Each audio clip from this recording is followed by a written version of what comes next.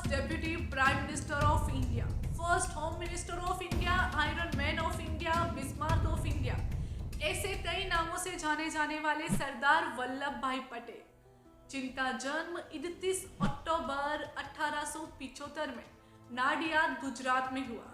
इनके पिता जावेर भाई पटेल व माता लाडबा देवी, इन दोनों की ये चौथी संतान थे।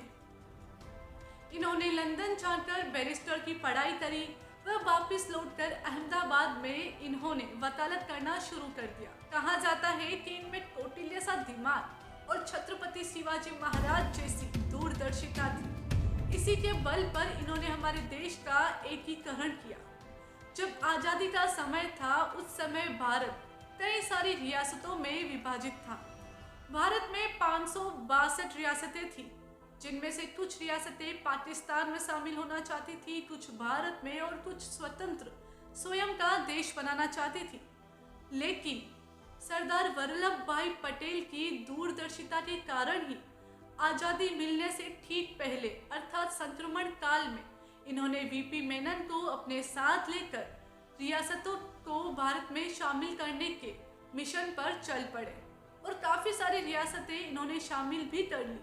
कुछ रियासतें जैसे कि जूनागढ़, जम्मू कश्मीर और हैदराबाद में इन्हें कई सारी समस्याओं का सामना करना पड़ा। जूनागढ़ की बात करें तो जूनागढ़ का जो शासक था वो था मुस्लिम और जो जनता थी वो हिंदू थी। तो इन्होंने वहाँ की कूटनीति अपनाकर जनता को भड़का दिया कि यदि पाकिस्तान में शामिल होंगे तो पाकिस्तान एक मुस्लिम देश है और आपका शासक भी मुस्लिम है, लेकिन यदि आप भारत में शामिल होंगे तो आपको कई सारे लाभ मिलेंगे, नहीं तो आपको वहां पाकिस्तान में दरकिनार कर दिया जाएगा। इसके पश्चात वहां की जनता शासक के खिलाफ खड़ी हुई।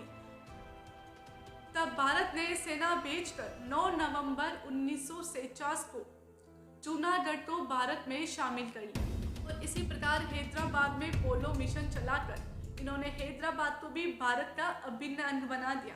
यदि आप हैदराबाद और इस पोलो मिशन की पूरी जानकारी चाहते हैं तो इसका वीडियो हम पहले से बना चुके, जिसका लिंक डिस्क्रिप्शन में दिया जाएगा। सरदार वल्लभ भाई पटेल को बिस्मार्क ऑफ इंडिया कहा जाता है, लेकिन हम आपको बता दें कि लंदन के टाइम्स ने लिखा था कि बिस्मार्क की सफलताएं भी सरदार वल्लभ भाई पटेल की सफलताओं के सामने फीकी पड़ जाती है। अब आप जानना चाहेंगे कि इतनी अच्छी कूटनीतिज्ञता और दूरदर्शिता होने के बाद भी सरदार वल्लभ भाई पटेल हमारे देश के प्रधानमंत्री पद पर क्यों नहीं आसीन हुए। तो हम आपको बता दें कि जो जितनी भी उस समय प्रांतीय सरकार थी वो सभी चाहते थे और कांग्रेस के जितने भी सदस्य थे वो सरदार वल्लभ भाई पटेल को एक प्रधानमंत्री पद पर देखना चाहते थे, परंतु महात्मा गांधी के कहने पर इन्होंने अपने आप को इस दौड़ से दूर रखा और नेहरू का समर्थन दिया और स्वयं उप प्रधानमंत्री बने और गृह मंत्री बनकर देश में योगदान दिया। अब हम आपको बताएंगे कि इन्हें सरदार की उपाधि कैसे प्राप्त हुई। तो बारदोली सत्याग्रह के दौरान जब किसानों पर 30% से अधिक कर बढ़ा दिया गया था, तब सरदार वल्लभ भाई पटेल ने अपनी चातुर्यता को दिखाते हुए यहाँ पर किसानों के ऊपर लगे अत्यधिक कर को कम करवा दिया और बारदोली सत्याग्रह में किसानों को अंग्रेजों के अत्याचार से मुक्त करवाया। तब वहाँ की महिलाओं ने खुश होकर इन्हें सरदार की उपाधि प्रदान की, अर्थात इनका नाम तो वल्लभ भाई जावेर भाई पटेल था, किंतु यहाँ बारदोली में महिलाओं द्वारा सरदार की उपाधि देने के पश्चात इनका नाम हुआ सरदार वल्लभ भाई पटेल। हम एक उदाहरण के माध्यम से सरदार वल्लभ भाई पटेल की दूरदर्शिता को बताने वाले हैं।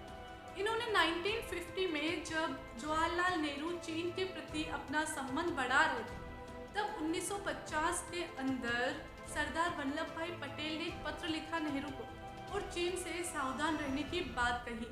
कहा कि चीन हमारा दोस्त नहीं अपितु शत्रु है और उसके द्वारा लिखी गई जो पत्र है उसकी भाषा एक दोस्त की भाषा नहीं अपितु शत्रु की भाषा है और चीन से सावधान रहने का जिक्र किया और कहा कि ये तिब्बत पे जो अपना अधिकार जमाएंगे उस वजह से भारत में कई सारी समस्याएं जन्म लेगी। इनकी ये भविष्यवाणी सही सिद्ध हुई और 1962 में जो चीन और भारत का युद्ध हुआ उसमें भारत को अपनी काफ़ी ज़मीन खोनी पड़ी।